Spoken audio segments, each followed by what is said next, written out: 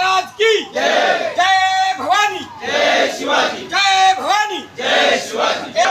एक मराठा, मराठा नाही कुणाच्या बापाचं, एक मराठा, मराठा। जय जिजाऊ, जय शिवाजी। जरांगे पाटील तुम आगे बढ़ो, हम तुम्हारे साथ हैं। मनोज जरांगे पाटील यांच्या समर्थनामध्ये कलेक्टर ऑफिसला सर्व सकल मराठा समाजाच्या वतीने निवेदन देण्यात आलेले आहे।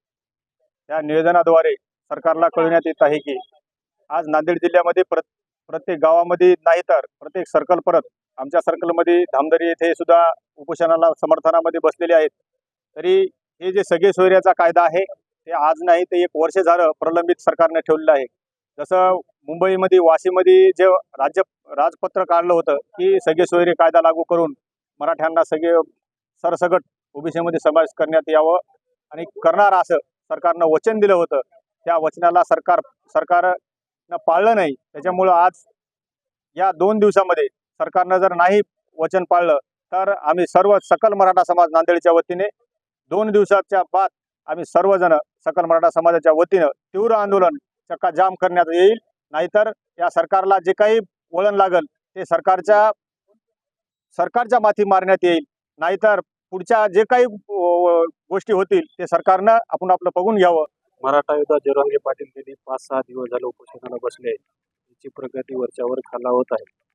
सरकारचं लक्ष वेधण्यासाठी आम्ही आज या ठिकाणी सकल मराठ्याच्या वतीने कलेक्टर साहेबांना निवेदन देण्यात आले आहे की आमची पहिली मागणी आहे की सगळे सोयरे हा कायदा अंमलात आणून त्याची अंमलबजावणी लवकरात लवकर करण्यात यावी आणि मराठ्यांना ओबीसी मध्ये आरक्षण देऊन मनोज जरांगे पाटलाची जी तब्येत बिघडत आहे त्याकडे लक्ष देऊन हे उपोषण लवकरात लवकर सोडवण्यात यावे, अन्यथा होणाऱ्या परिणामास प्रशासन जबाबदार राहील। या ठिकाणी मला हे आवर्जून सांगायचं आहे।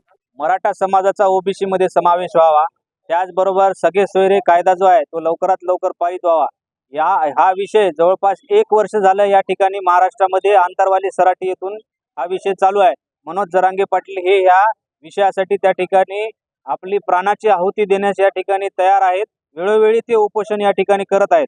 माझं सरकारला एवढंच म्हणणं आहे की वेळोवेळी तुम्ही मनोज जरांगे पाटलाची या ठिकाणी कोणत्या पद्धतीची परीक्षा बघत आहात का कोणत्या कारणानं या गोष्टी आपण करत आहात। मी या ठिकाणी सरकारचा जाहीर असा निषेध करतो की सरकारने इतके दिवस हा विषय का तेवत ठेवला।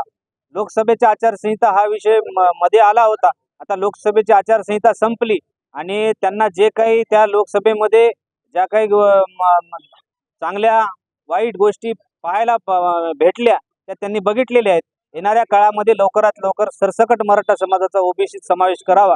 त्याचबरोबर आंदोलकांवर जे अनाठाई या ठिकाणी गुन्हे या सरकारनं दाखल केलेले आहेत ते गुन्हे या ठिकाणी तात्काळ मागे घ्यावे, अन्यथा या ठिकाणी सकल मराठा समाज नांदेडमध्ये कोणत्याही नेत्याला या ठिकाणी तर फिरू देणारच नाही, पण बेमुदत अशा पद्धतीचे या ठिकाणी आंदोलन या ठिकाणी करेल।